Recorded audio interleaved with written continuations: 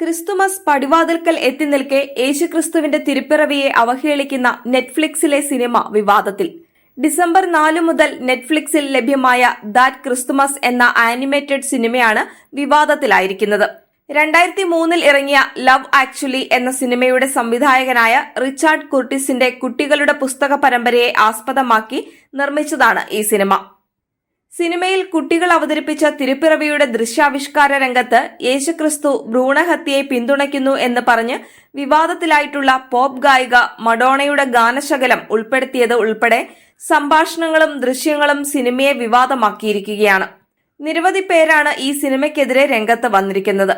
ബെർണാഡറ്റെ എന്ന കൗമാരക്കാരിയുടെ നേതൃത്വത്തിൽ ഒരു സംഘം സ്കൂൾ കുട്ടികൾ യേശുവിന്റെ ജനനത്തെ ദൃശ്യാവിഷ്കരിക്കുമ്പോൾ തിരുപ്പിറവിയെക്കുറിച്ചുള്ള ബൈബിൾ കഥയിലൊരു പുനരെഴുത്ത് നടത്തുകയാണെന്ന് പറയുന്ന വിവാദ രംഗത്തോടെയാണ് ദൃശ്യാവിഷ്കാരം ആരംഭിക്കുന്നത്. യേശുക്രിസ്തുവിനെ കൂൾ ഡൂഡ് എന്ന് വിശേഷണം നൽകി തിരുപ്പിറവി ദൃശ്യാവിഷ്കാരത്തിലുടനീളം ക്രിസ്തുമസിന്റെ യഥാർത്ഥ സന്ദേശത്തിന്റെ അവഹേളനമാണ് നിറഞ്ഞു നിൽക്കുന്നതെന്ന് മാധ്യമങ്ങൾ റിപ്പോർട്ട് ചെയ്യുന്നു. യേശുവിന്റെ താടിയും നീണ്ട മുടിയും പരാമർശിച്ചുകൊണ്ട് യേശുവിനെ ഒരു പരിഷ്കാരിയാണെന്നും സിനിമയിൽ ആക്ഷേപിക്കുന്നു.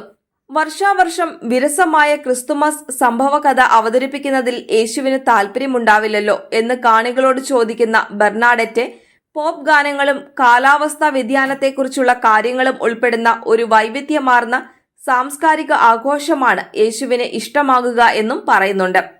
ആട്ടിടയന്മാരെ ആടുമേയ്ക്കുന്നതിന് പകരം പച്ചക്കറി കൃഷിക്കാരായി ചിത്രീകരിച്ചതിന് പുറമെ ബൈബിളിൽ പറഞ്ഞിരിക്കുന്നതിന് വിരുദ്ധമായി യേശുവിനെ കണ്ടുവണങ്ങുവാൻ എത്തുന്ന 3 ജ്ഞാനികളെ പുരുഷന്മാർക്ക് പകരം സ്ത്രീകളായിട്ടുമാണ് ചിത്രീകരിച്ചിരിക്കുന്നത്.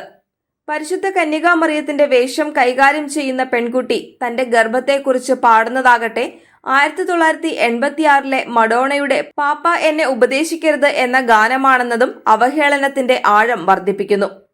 സിനിമയ്ക്കെതിരെ വ്യാപക പ്രതിഷേധമാണ് ഉയരുന്നത്.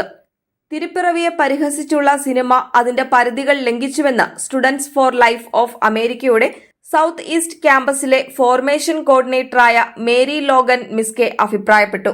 മാതാപിതാക്കൾ ഇപ്പോഴും നെറ്റ്ഫ്ലിക്സ് വരിക്കാരാകുന്നത് എന്തുകൊണ്ടാണെന്ന് തനിക്ക് മനസ്സിലാകുന്നില്ലെന്ന് ബ്ലേസ് മീഡിയ സംപാദകനായ അല്ലൻ മാഷ്ബേൺ പറഞ്ഞു. സിനിമയുടെ പിന്നിലെ നിഗൂഢ അജണ്ടയെ കരുതിയിരിക്കണമെന്ന മുന്നറിയിപ്പും അദ്ദേഹം നൽകുന്നുണ്ട്. എന്നാൽ വിവാദങ്ങളോട് ഇതുവരെ നെറ്റ്ഫ്ലിക്സ് പ്രതികരിച്ചിട്ടില്ല. പോപ്പ് ഗായിക മഡോണയാണ് ഗാനങ്ങൾക്ക് ചുക്കാൻ പിടിച്ചിട്ടുള്ളത്. തന്റെ സംഗീത ജീവിതത്തിലുടനീളം ഭ്രൂണഹത്യയെ പിന്താങ്ങുകയും തന്റെ ഗാനങ്ങളിലൂടെ ക്രൈസ്തവ വിരുദ്ധത വെളിപ്പെടുത്തുകയും ചെയ്ത പോപ്പ് ഗായികയാണ് മഡോണ. 2019 ഒരു ഓസ്ട്രേലിയൻ ടോക്ക് ഷോയിൽ വെച്ച് ഭ്രൂണഹത്യയെക്കുറിച്ചുള്ള കത്തോലിക്ക സഭയുടെ നിലപാട് മാറ്റണമെന്ന് മഡോണ ആവശ്യപ്പെട്ടിരുന്നു.